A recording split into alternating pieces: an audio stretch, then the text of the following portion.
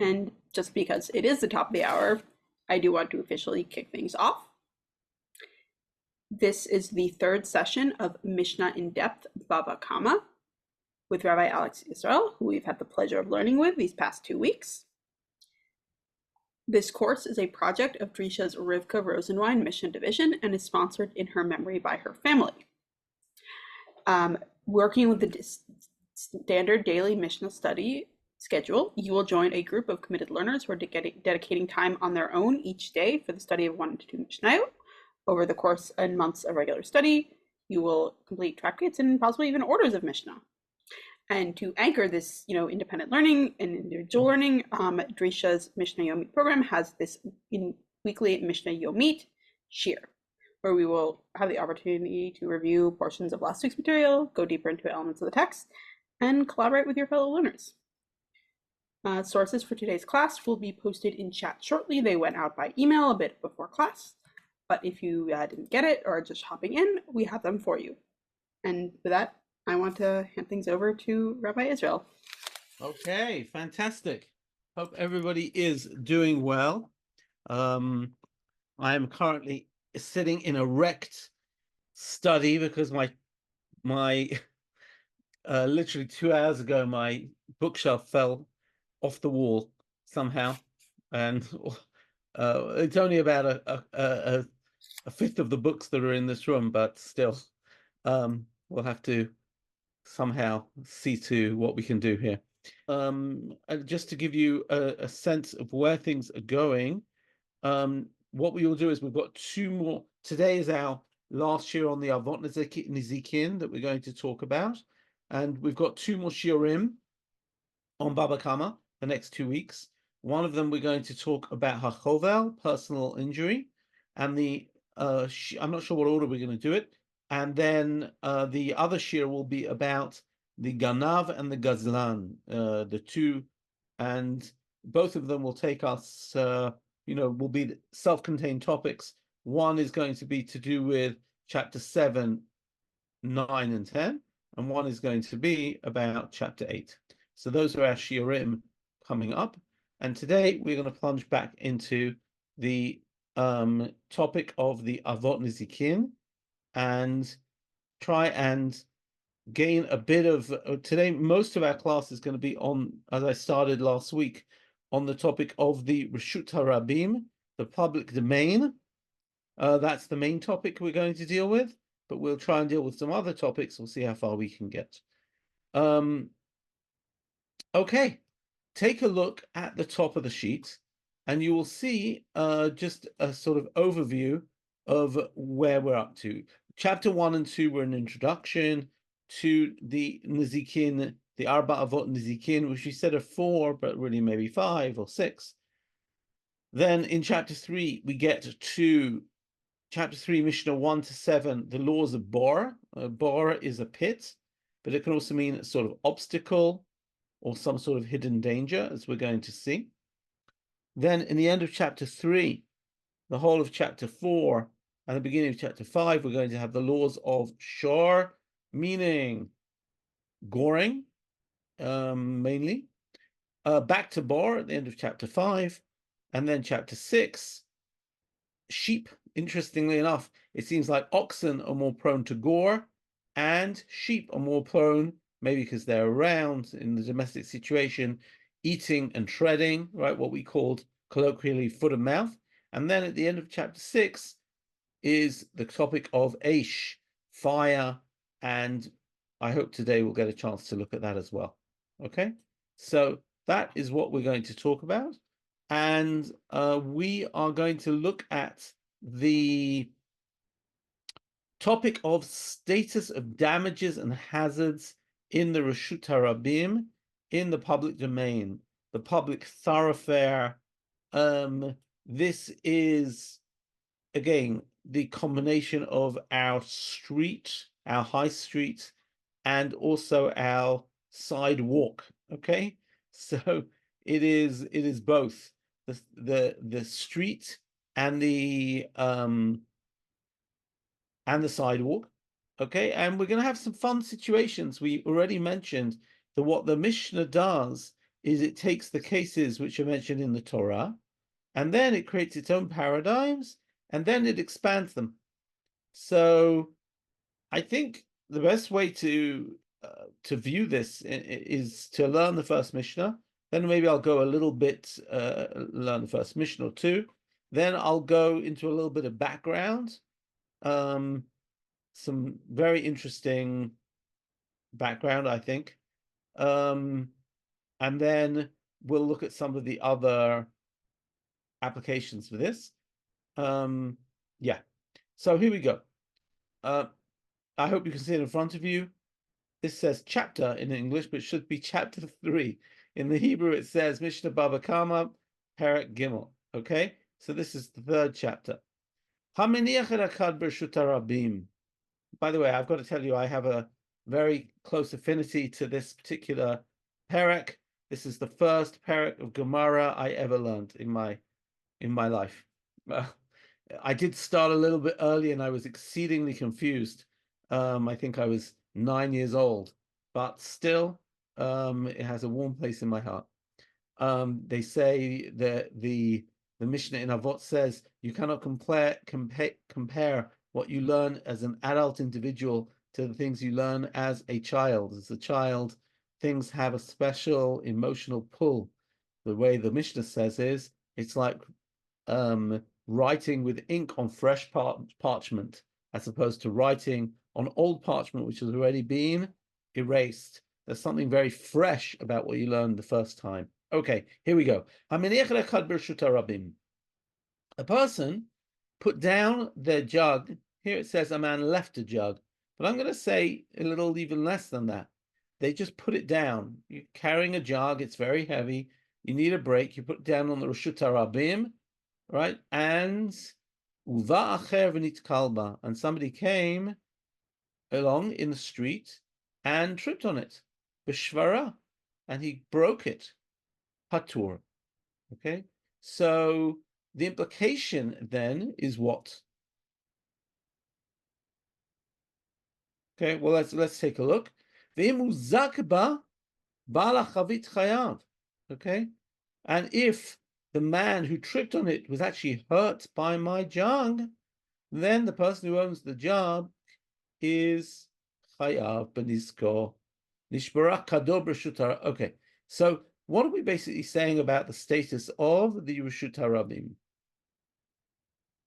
What are we saying about that? That it's the individual's responsibility to be careful about it, that neither he nor everybody else, there's no liability in Reshut HaRabim. Right. Well, so this is the interesting thing. I put my public domain. I put my jug in the public domain, and he stumbled over and broke it.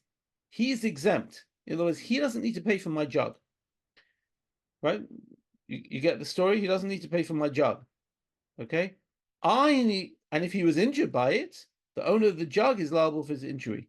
So I don't know if this would actually match how we would nowadays put it there. And we might think that that if I put the jug there, right, then maybe you should have seen it, right, or something like that. But the assumption here is quite clearly that people don't always look where they're going, okay, and that the expectation is that there are not obstacles in the Reshut HaRabim. A good example might be maybe less like the sidewalk, but maybe more like the road. We don't expect there to be some sort of obstacle in the road. Lise, you wanted to ask something? Lise, you're going to have to unmute yourself. Thank you. You put this in your handout here, but this is clearly the pit, right? It was just Yeah. Yes. Stumbled into. Yeah, this is clearly the pit. But what I'm saying is it's interesting because I could turn around and say, well, you should have seen it. Okay? You should have seen it. I've got every right to put my jug there. Okay?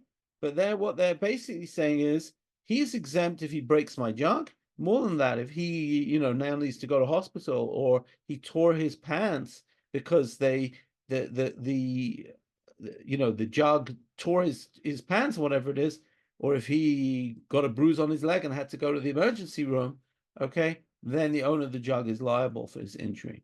Okay, it goes even further of that. If a man's jug, let's read the Hebrew, okay, if I had that jug, it was very, very heavy. I put it down a bit too hard, and I broke it. I'm the owner of the jug, and all the water in it came out, right? So he says, my jug broke in the street, and somebody comes along, and now they slip on the water, or they, hurt their foot on the shards of earthenware. Chayav, okay? Then the person whose jug it is liable. Okay? Rabbi Yehuda Omer mitkaven chayav be'eno mitkaven patur. Right? If he deliberately broke the jug, then he is liable. But if he broke it without intention, he's not liable. In other words, the question is to what degree accidents happen. Okay? This is a question about whether you say, obviously the guy wants his jug. Obviously the guy doesn't want the water to spill out. So if he did it on purpose, fine. But if not, it was an accident, and everybody can have an accident. Okay?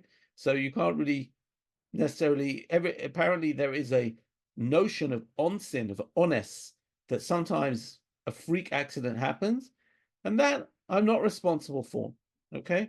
It's an interesting question, because we're going to see in a few minutes cases of back-ending people, right? Like on the road. I don't know what the story is. What happens if you have a multiple? I know that usually what they say is that whoever is behind should make sure they don't bash into you, right? Correct? Even if I brake sharply, the person behind me should have left enough distance, and they shouldn't be bashing into me.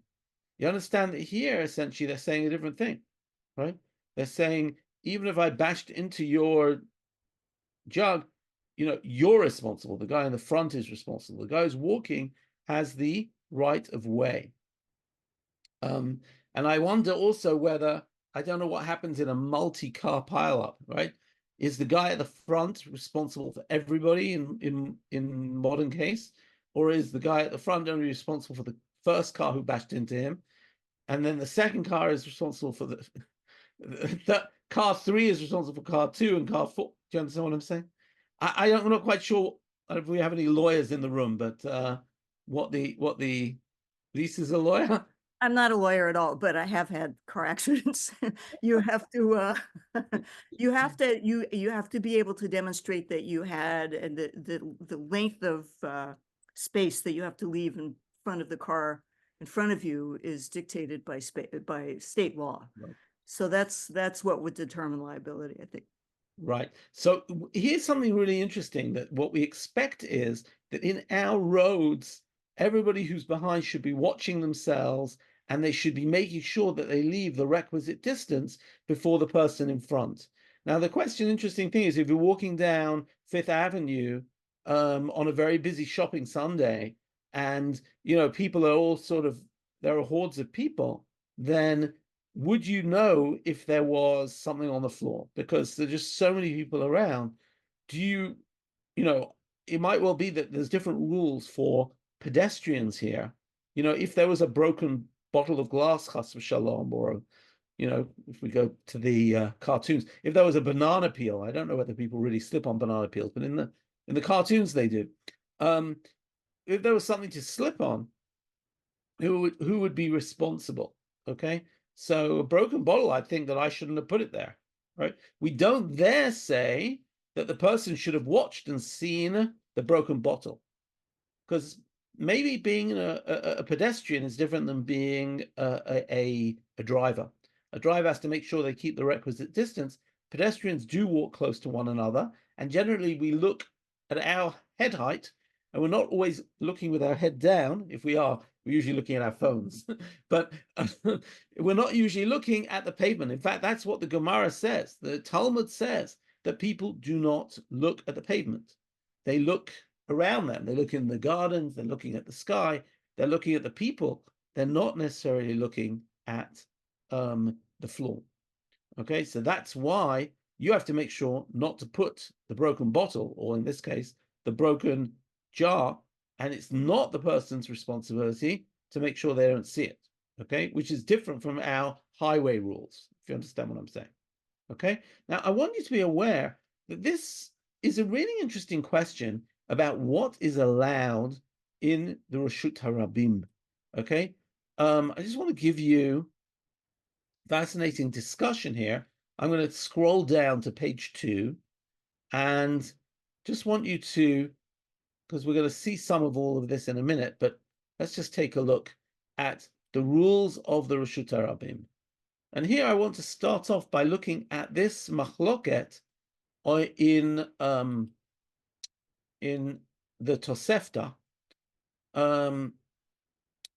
I'll just say this. I live in Gush Etzion, and in this area of the world, there's the fields are very stony.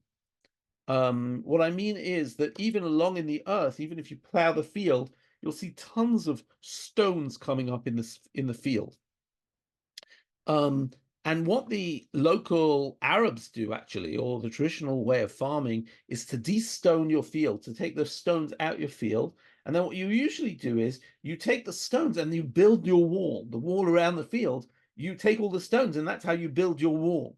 But I guess what happens if you are plowing now for the 15th year in a row? You've already built your wall pretty high. And now where are you going to put the stones? Okay, and now the question is, can you put the stones in the road? Okay, are you allowed to put the stones in the road? Okay, so it says like this. I'm looking at the Tosefta Bava Kamma, chapter 2. You should see it on the screen, I hope, here. And here we see a machloket between Rabbi Yeshua and his student, Rabbi Akiva.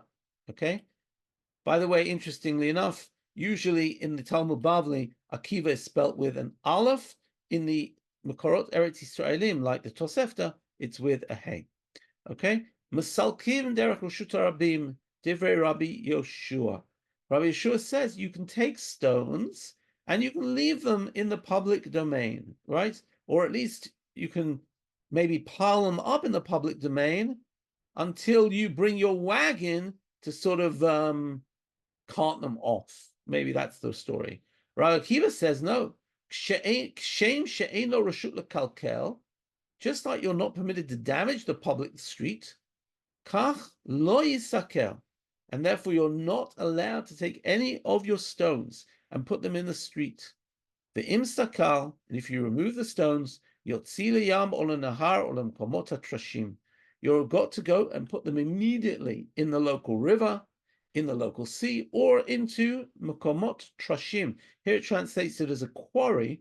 This is from the Sefaria translation. I actually think that Makomot Trashim usually means just, a place which is, it's obviously not somewhere where somebody is making crops. It's like wild land, okay?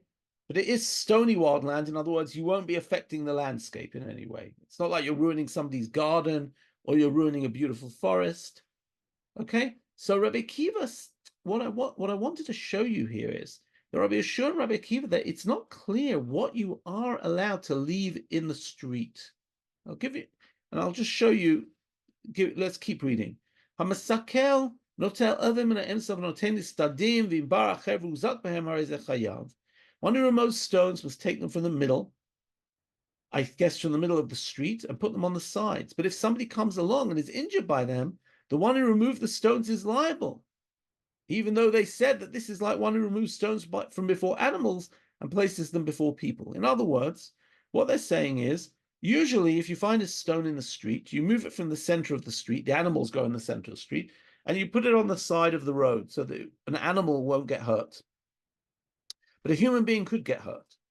Here it's saying, if I'm de-stoning my field, I've got to be careful not putting it anywhere, not in the central road or not even in the side of the road. Whose opinion does that follow? Clearly, Rabbi Akiva. Okay? Clearly, Rabbi Akiva. But Rabbi Yeshua, now take a look at the next story. Okay? I'm going to read it in the, one second. 1 minute, let me find the right place.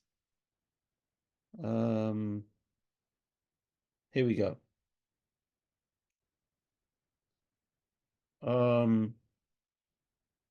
Sorry, there's something wrong here with the difference between the Hebrew.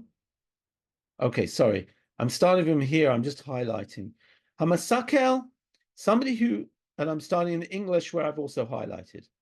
If one removes stones, hamasakel, noten mitoch sadehu, you take them from your field, v'noten l'reshut harabim, and you put them in the public domain, uva acher v'uzak bahem, and somebody comes and they trip on it and they hurt themselves, hare zeh chayav, you're liable.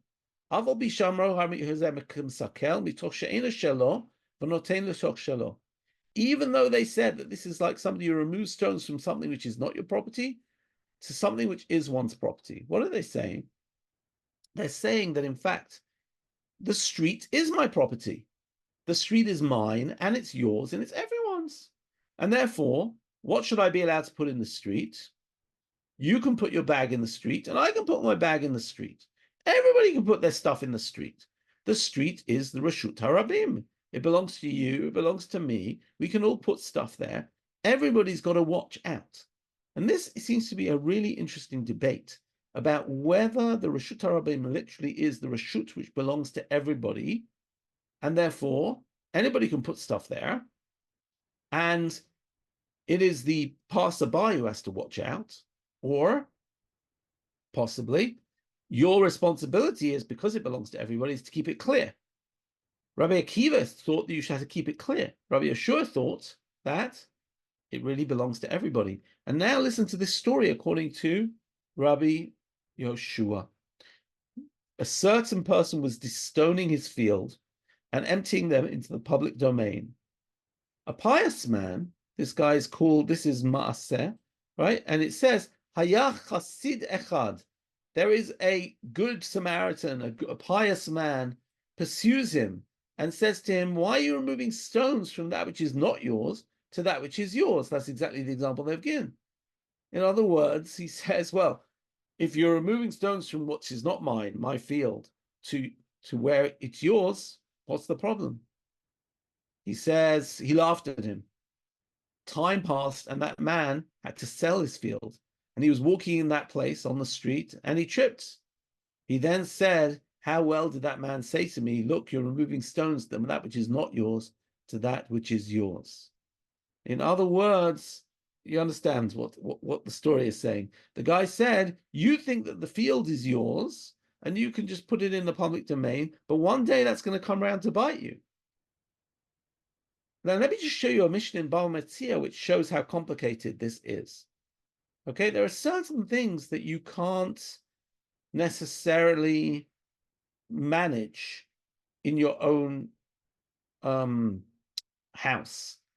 Let's say you're doing renovations and you're doing renovations on your house and you don't have you're living, I don't know, in Manhattan, and you don't have a front garden, and you have to put like do they call it in America a skip, something where you put all of the building debris, right? You have a sort of, I don't know, what do you call that? In England they call it a skip. Anyway, A trailer? yeah, that's sort of, A you know, dumpster.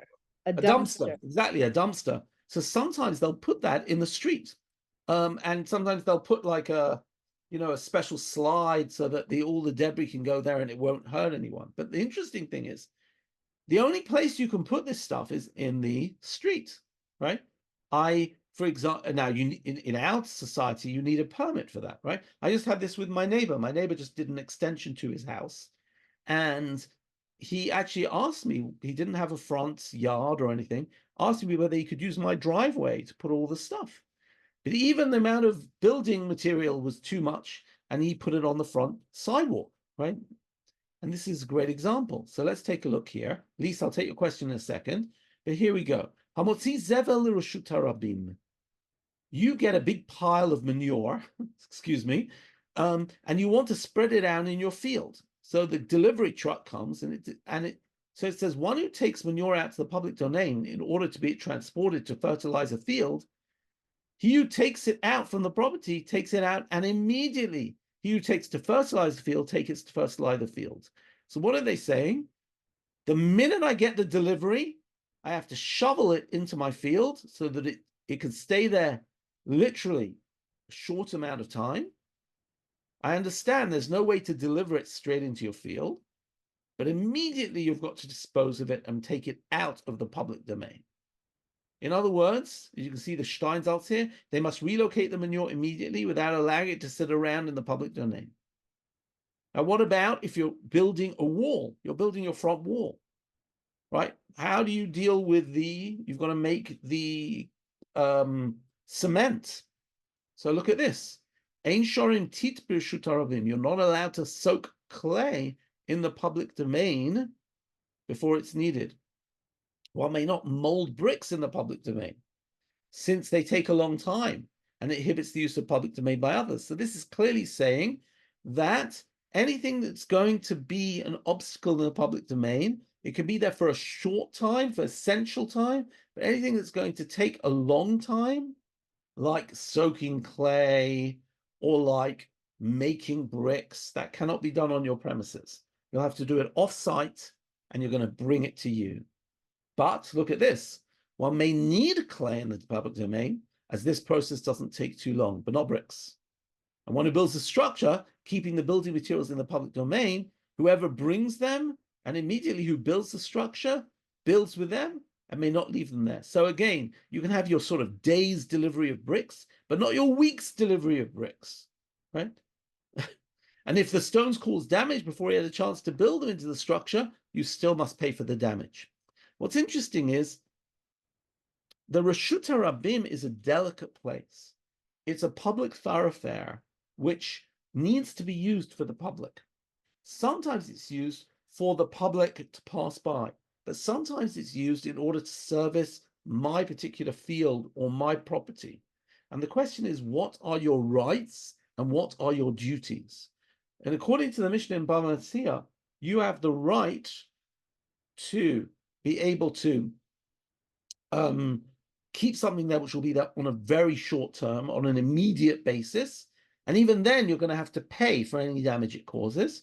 Anything which is there for a longer period can't stay there, right? Rabbi Shimon Gamliel says, no, you can even prepare your work 30 days beforehand. Okay? And what I'm trying to show you is these are all discussions amongst the Tanaim, amongst the early commentaries. And we have the range from Rabbi Yoshua, who said, look, it's the street. You know, you might have to pay your damages, but it belongs to everybody. Everybody's got to watch out. Whereas here, the mainstream opinion is there's a very fine line between what you can use there. Rabbi Shimon Gamliel seems to say you can leave things there even up to 30 days. Short term is 30 days, not just, let's say, 1 day or 2 days. Okay? Lise, you have a question. So just two actually now, but I just wanted a clarification when it was the Bava Kamma chapter 2 that we read. Yeah, So the Tosefta. they're just concerned with the public square. So they're saying something like, even if you moved it from a domain that wasn't yours to the public square, it's the public square that is important. Is that what that sentence says? Yeah, I think what they're saying there is, well, there's something bizarre in the language there, because he's saying moving it from somewhere which isn't yours to somewhere which is yours.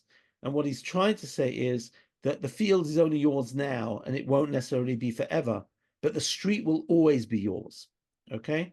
And therefore you think that you're taking it out of your property to a place where, you know, it's got no consequence, but eventually the street is yours, right?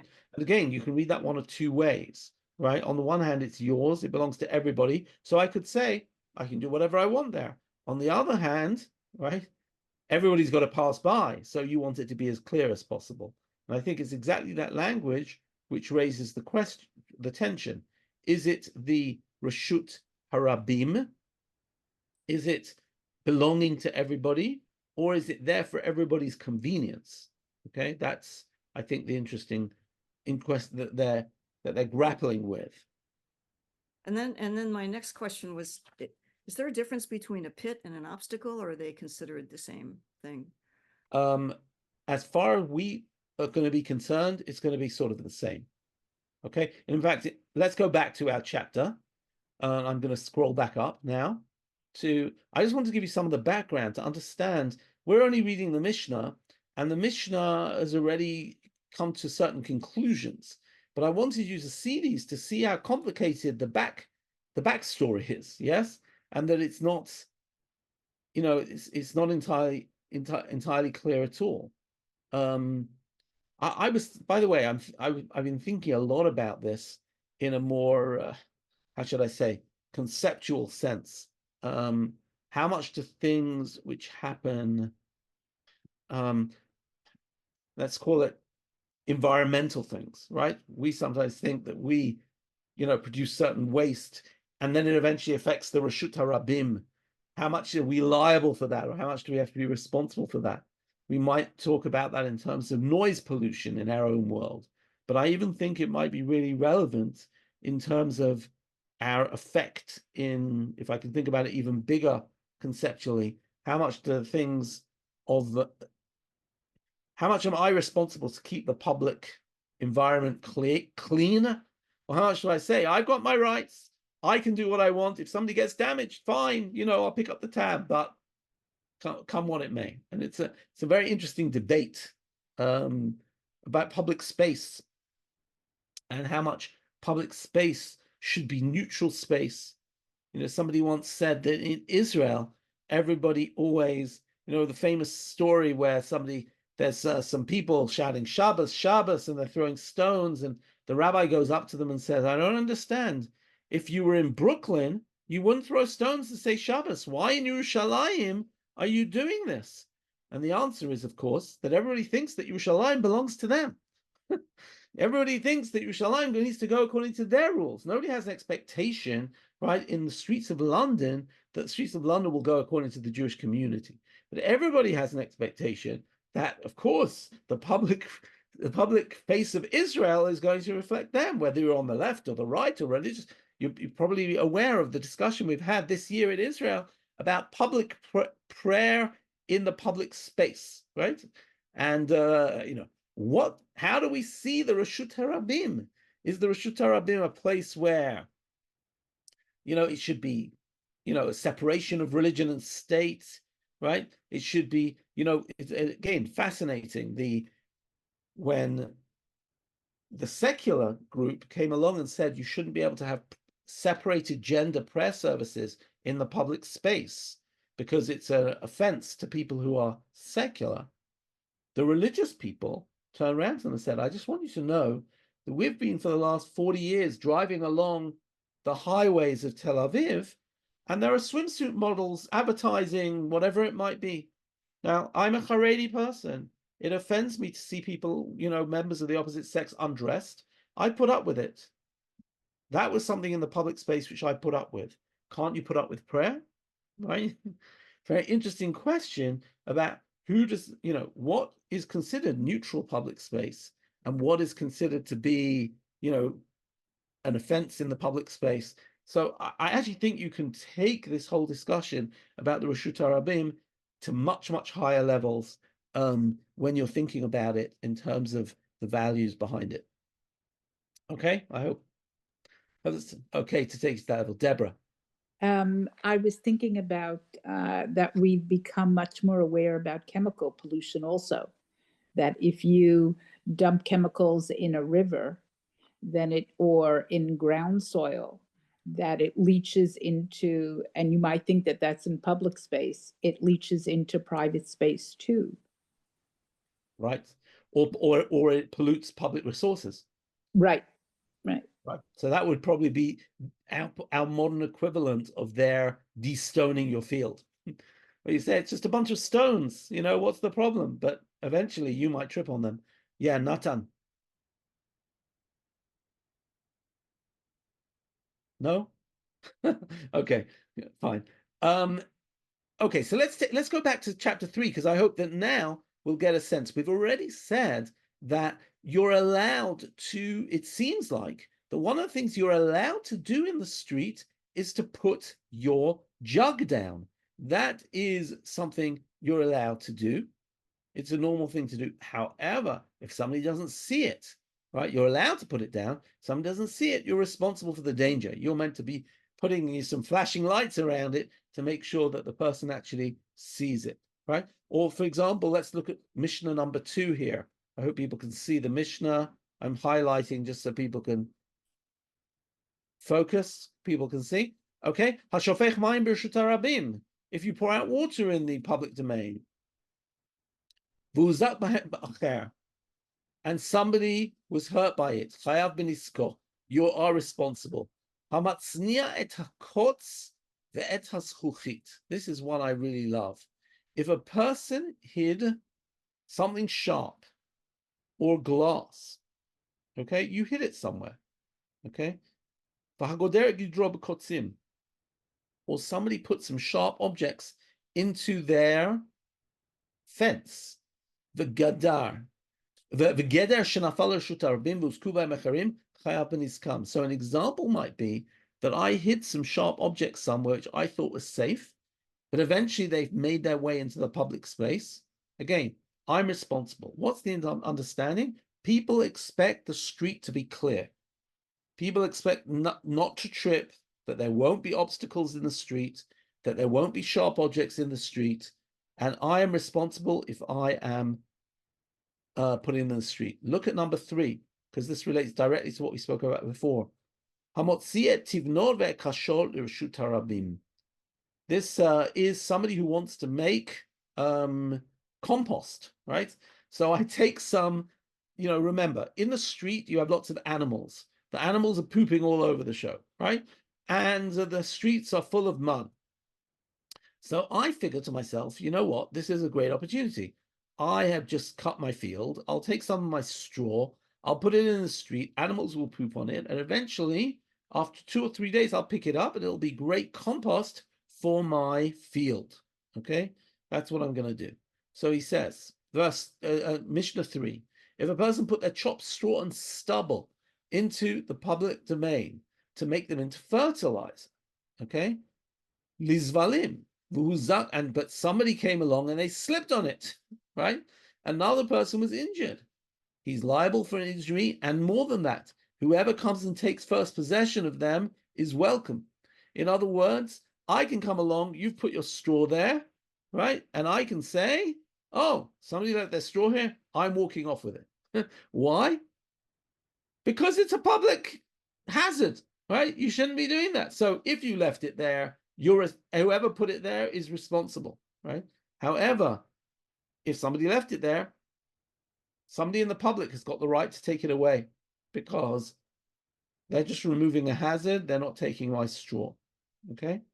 Rabbi Shimon Gamliel Omer, call him a kalkalim. Rabbi Shimon Gamliel, remember him? He said you could even leave the bricks there for 30 days. He says, anybody who puts anything which is a hazard in the street, and if they cause damage, you are obligated to pay.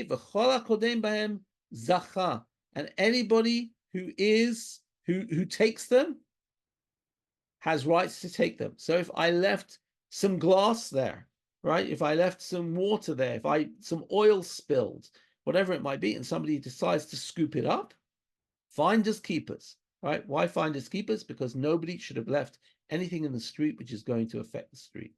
Now, obviously, by the way, this relates more to the opinion of Rabbi Akiva, who we saw before, than Rabbi Yoshua, right? You saw that argument. Rabbi Akiva clearly won out by the time the Mishnah was written, that we should have no obstacles in the street, right? And even, listen to this one, as we said, there's cattle dung, there's animal manure in the street. Let's say, for example, I took the animal manure and I took a spade, a shovel, and I turned it over so that, again, it would become fertilizer. By doing that, I'm showing that I want it. Once I say that I want it, I'm responsible for it. Okay? So, if a person turned over cattle dung in the public domain, and then somebody else was injured by it, chayav b'nisko. Why? Because I could have removed it. I didn't remove it. I left it there. I decided I wanted to use it, right? and now I'm responsible. So this is a great example of how the street is meant to be used. Okay, so all of Mishnah Aleph, Bet, and Gimel are all coming along to tell us just how you have to clear the road. And now let's take a look at Mishnah Daled, Hey, and Zayin. Okay, and then we'll try and go on to a different topic. I love this. This is, again, a lot of fun. This is the back-ending people. There are two people who are selling pots. Two people holding big jars, and one is walking behind the other. The person in front fell down. This is where I was saying that this is the opposite of our current story about back-ending people, right? Two pot sellers are walking one behind the other. The first stumbled and fell. The second fell onto the first. The first one is liable for the injury caused to the second. Now, the interesting thing is he fell down, right? And yet somehow they're saying this is a case where you yourself had to watch your step more because people are apparently walking in close quarters and you had to be more careful. Really interesting. Now let's take a look at this one. This one comes carrying his jar and another one carries a beam. And that beam breaks my jar. Okay? You understand? Now here it seems like, if I'm not mistaken, they're coming in opposite directions. Okay? So two people are in the street and this person's beam smashes my jar. And I find this so interesting. Patur. He doesn't need to pay. Why? Somebody wasn't looking correctly, right? Everybody's got rights to be transporting their goods through the street, right? Now here, obviously, they don't have lanes. This is, again, the sidewalk.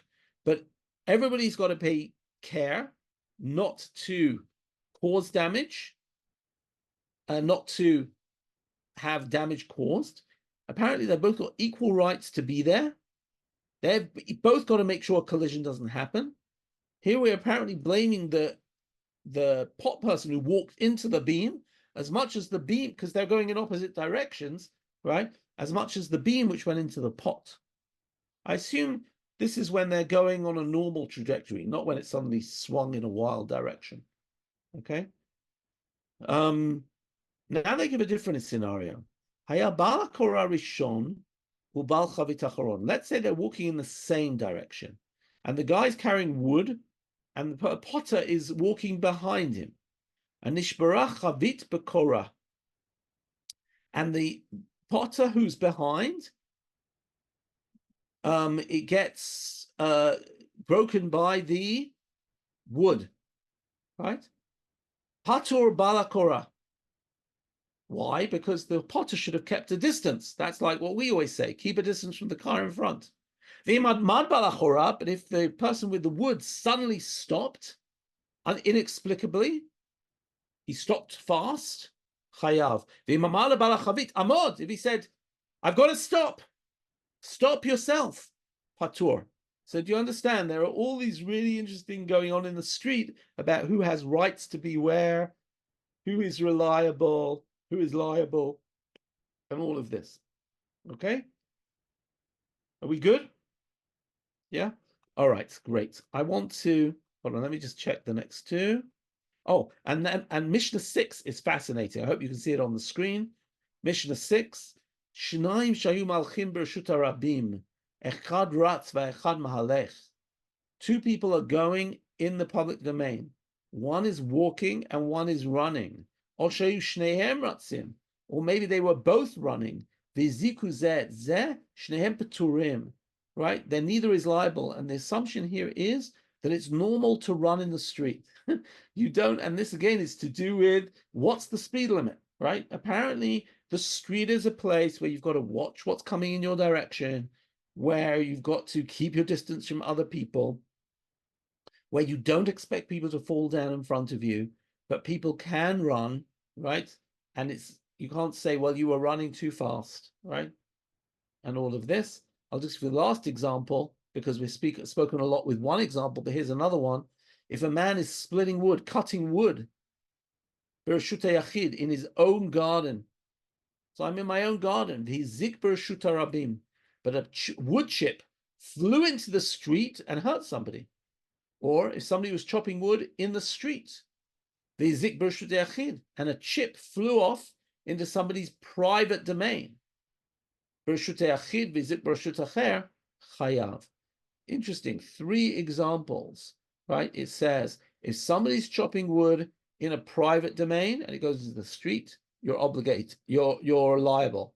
Somebody in the street, it goes into my garden, my front yard, they're liable because I didn't anticipate that.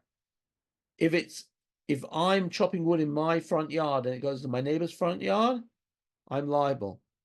What case is not mentioned there? Chopping wood in the street and it hurts somebody in the street, which seems to me to conclude that it was normal to chop wood in the street, right? That would be a place that people would chop wood. They needed it for firewood, and that people had to watch out.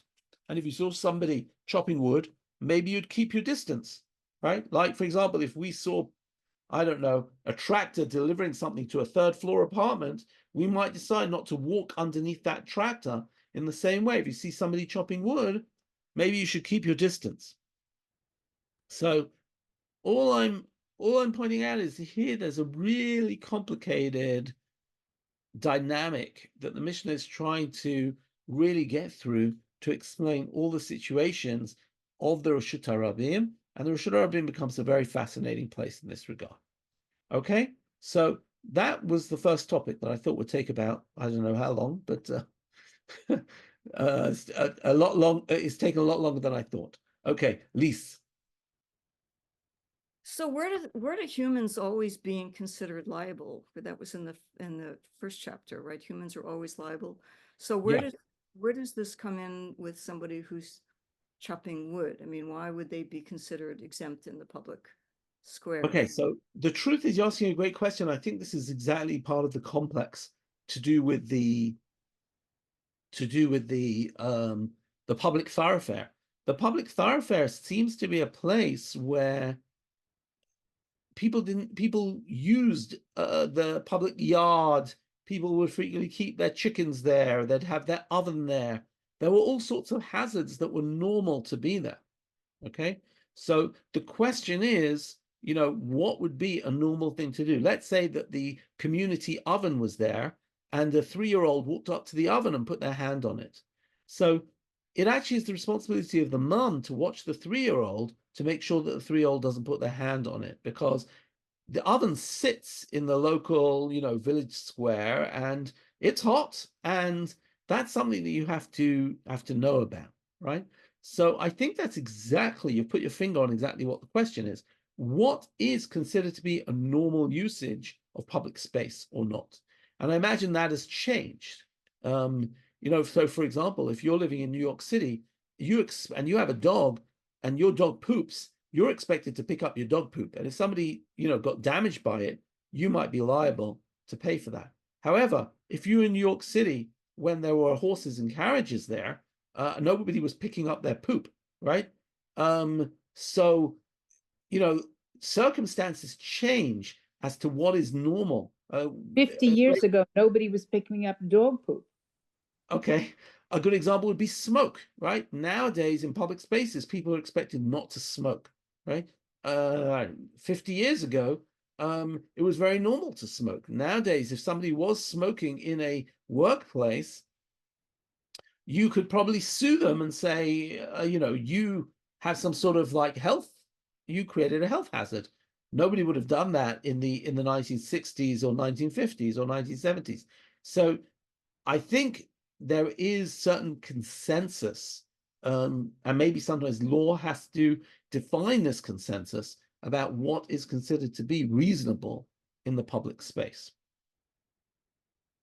And some of these things, by the way, are probably very cultural, In what context are humans always liable for their actions? What is that? What did that sentence mean? So I think it means that, so again, remember, all these cases are secondary. These cases aren't when I lashed out at you, right? That's when I am directly responsible for for whatever I do. But this is where it's secondary damage. It's my pot, it's my jar, it's my... So I think that's where it gets a little different. But ultimately, yes, human beings are responsible for everything. That is unexpected in this case. Okay, let's just go into two more cases and try and finish up with a couple of... I wanted to give you an opportunity to see two classic rules in Baba Kamma. And the first one is Hamotzi mechavero alav haraya. Whoever wants to take to extract money from another person has to bring the evidence. As you can see, here I brought you from chapter, I think this is chapter, this is chapter 3. But the question is, when you have an argument about what's going on, there are two mechanisms to be used. I'll just give you again an example. Some of you might know the first Mishnah in Bava Metzia. The first Mishnah in Bava Metzia says that if we both, saw something lying in the street and we both grabbed hold of it at the same moment, and we both say, it's mine, and you say, it's mine, and we both grabbed it at the same moment, it's a lost item, we have to split it. When do you split something, and when do you use a different mechanism? Here's the mechanism here. Take a look. If an ox was pursuing another ox, and the latter ox was injured, so you see two oxen, one chasing the other, and what we know is we come back in 10 minutes, and one of the oxen has broken their leg. Zeomer, or has actually got a gash in their side. Zeomer, this one says, Shor Chayzik. It was your ox was chasing my ox, and it gashed him. Zeomer lo, ki ele besela laka. And this one says, no, it's not true. Your ox, my ox was running after yours, but your ox ran into a rock. You want to get me to pay. There's no evidence, no conclusive evidence, and therefore, if you're going to have to bring a proof. If you can bring a proof, if you can say, oh, there on the horn of your ox there are cells from the other ox, then if you can prove it, bring me a forensic evidence. If there's blood on the horns of the other ox, then that's fine. Then you can say Shor Chahizik. But otherwise, who knows what happened? Give you another example. Hayu shnaim rotfim achar echad.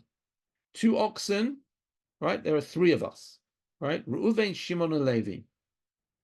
And Shimon and Levi's oxen are chasing after Reuven's ox. And indeed, Reuven's ox gets hurt. And you can see that it has goring marks. But who's going to pay? Right? Shimon says it was Levi's ox. Levi says it was Shimon's ox. Right? We know that Reuven's ox is injured, but who did it? Zeomer Shor Chayzik. Zeomer Shor Chayzik. Shneim P'turim. They're both, you can't prove anything. You can't make them liable. Imayu Shneim Shelish Echad. If they both belong to the same guy, then obviously they're obligated. Haya Echad Gadol ve'Echad Katan. If one was a big ox and one was a small ox. Hanizak Omer, now just to explain, okay? So I have to give you an example, right? Reuven's ox has been chased. Reuven's ox has been hurt badly. Reuven's ox has been hurt to the value of 100 shekel, right? $100. Now here's the problem. Shimon's ox is only worth 50. Levi's ox is worth 200. Reuven's obviously going to come to Levi and say, it's your ox who damaged me. Why? Because then he'll get all his money back. But if he goes to Shimon, all Shimon will do is he'll sell his ox for 50, and the guy will only get half the money. Do you understand? So there's an interest to say that So he says, Haya echad gadol ve'echad katan. One was big and one was small. Hanizak omer gadol izik. The injured party says it was the big ox who caused the damage. Hamazik omer, the person who is the aggressor, says, Lo ki katan izik. It is the smaller one. Echatan ve'echad muam. Hanizik omer muad izik. Hamazik omer lo ki ele tam izik. Hamotzi mechavero olav haraya. This is a great question about what we call mamon mutal b'safek. When you have money which is questionable how to pay, there is no evidence, there's no witnesses. And one of the rules that we have here is that if you want to extract money, you have to produce conclusive proof, and then you can make the aggressive party, liable. Otherwise, you can't prove your case. Now, what's interesting is this hamotzi mechavero alav haraya is different from the case when two people are both grabbing hold of this book. We both found a book in the street. You grab hold of one side, I grab hold of the other side, and they say, okay, split it. Why? Because there we both have an equal claim. Here you don't have an equal claim. Here, the question is what happened. Okay, so I just want you to be aware of this very interesting rule, hamotzi mechavero alav haraya, which is relevant in this case. And to finish off, because next time we're not going to deal with this particular topic of nizikin, of injury, of what we call torts, injury that our property does. Let me just finish with a wild case. And this is the law of kimle b'derabamine, question about what I called here hidden treasures, kimle b'derabamine, home contents, and Chanukah. I know that sounds like a very strange combination of things, but let's just take a look at this, which is in Perek Vav Mishnah Hay, because we haven't done anything so far about Aish, about fire. So let's take a look. We have a haystack, a gadish. A gadish is a haystack.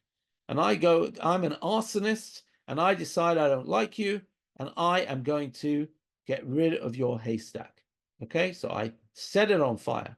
But I didn't know, right? Sometimes it seems like in ancient times, they used to put things of value inside their haystacks. It was a good place to hide something that nobody knew where it was.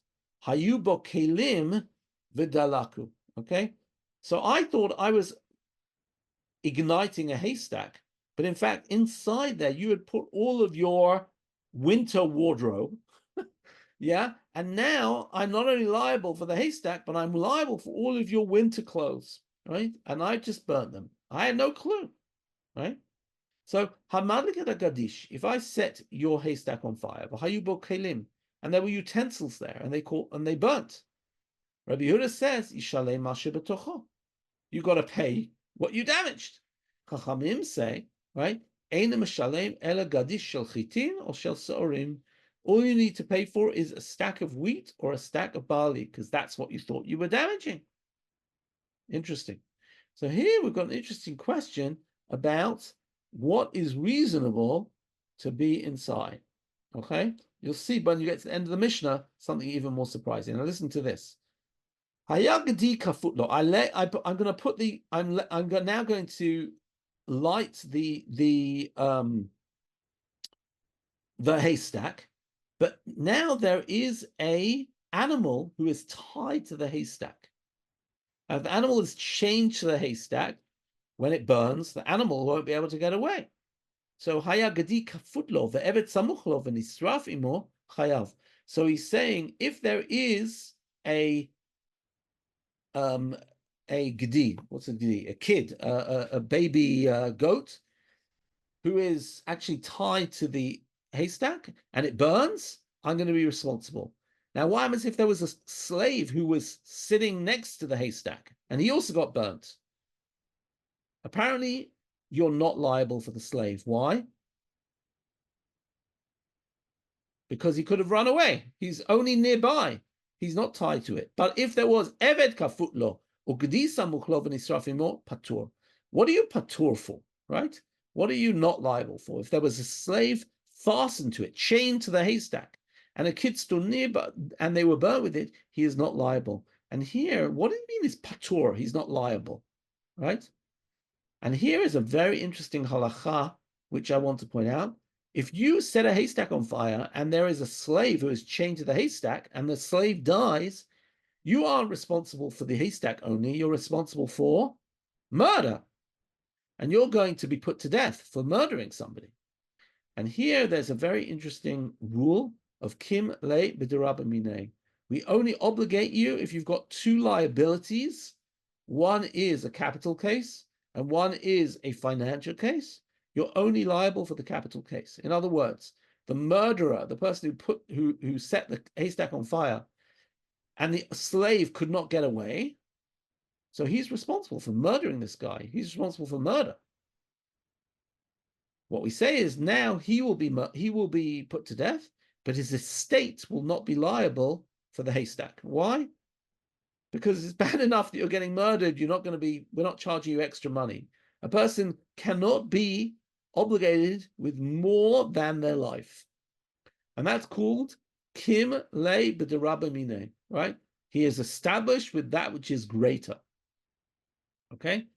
If it's all monetary, so I can be obligated for $100 or $200 or $300. But once they're taking my life, they don't take my finances.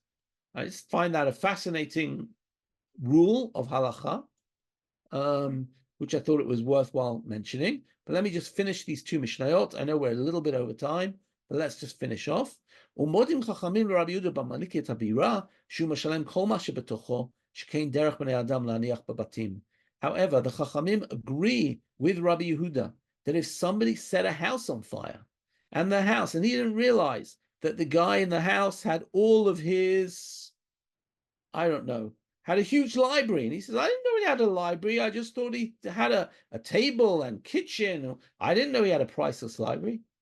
Well, the norm for houses is that houses contain things, sometimes expensive, sometimes inexpensive, right? And therefore, you could claim that you don't know what's inside. You didn't expect there to be anything valuable inside a haystack, but you cannot claim that you didn't think that anything would be liable inside a house. And the last case, which is one of the few times that Hanukkah is mentioned in the Gemara, and this is just a lovely example, somebody is using a hammer and a spark flies out of the hammer and it causes damage. You are liable. Gamal shahayata un pishtan. I just love this case. You've got to imagine the streets of the old city, right? Imagine the streets of the old city or old Sfat, right? And you've got a camel which is laden with pishtan, with flax, and flax is very flammable. ועבר ברשות הרבים ונכנס פשתנו לתוך החנות ודלקו בנרו של חנווני והדליק את הבירה, בעל הגמל חייב. Okay, so what it's saying is, if my camel is so full of flax that the flax is pushing through the alleyway, and then it goes past a doorway, and the flax goes inside the doorway of the shop, and in the shop, there is a candle, and then all of my flax goes on fire, but it also burns down the house, I'm liable. Why? Because my flax shouldn't be going into somebody's house. It's normal for somebody to have a candle in their house. It's not normal for my hay or my flax to be going inside his house. But if if the shopkeeper left his candle on the outside, if I'm taking my donkey or my camel through the streets, and there is a shopkeeper who's left their candle on the or burning torch on the outside, that's not normal, right? So again, this goes back to the question of what we expect, right? And if he now ignites all of the hay, right, then he's obligated because he left his candle. A candle should be indoors and not outdoors. However, there is one exception. When's that exception? Hanukkah. Hanukkah, you're expected to leave your candles outdoors, and therefore, if the camel went down the street and got ignited on Hanukkah, then the shopkeeper was well within his rights. So This is the classic. I hope I've given you a little bit of the flavor of Baba Kamma. This is what it's all about. It's all about expectations. It's all about what can be predicted. It's all about that delicate balance of what are our responsibilities in the public sphere and what are our obligations, what is reasonable to expect and what is not. And next time, Ezra Hashem, we, as I said, our next two shiurim, one will be dealing with what Lise mentioned, the question of personal injury. What happens if I embarrass somebody, if I hurt somebody, if I physically injure somebody, not any of my properties, right? Not my donkey or my ox, not by eating, not by kicking, not by my jug, not by my fire, but rather me, right? And here there's going to be a completely different set of ways of compensating people for personal injury. That's what we're probably going to deal with next time. And then our last class, which will cover chapter 7, 9, and 10, will be about gneva and gzela, about stealing and violent robbery, okay? And those then will hopefully have covered most of the major topics in Bava Kamma. All right.